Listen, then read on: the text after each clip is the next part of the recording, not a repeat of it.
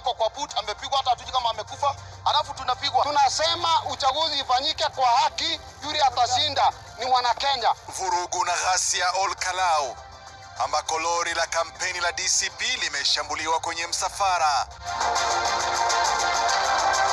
Tunjiona kitu ina hiyo.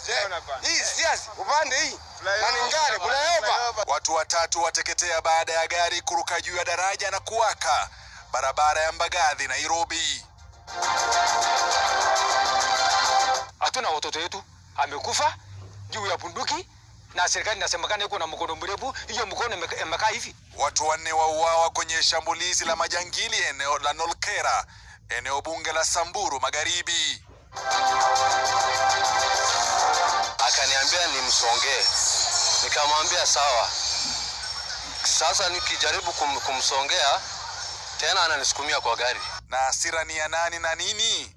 Polisi wachunguza kisa cha hasira ya dereva katika mtaa wa Lavington.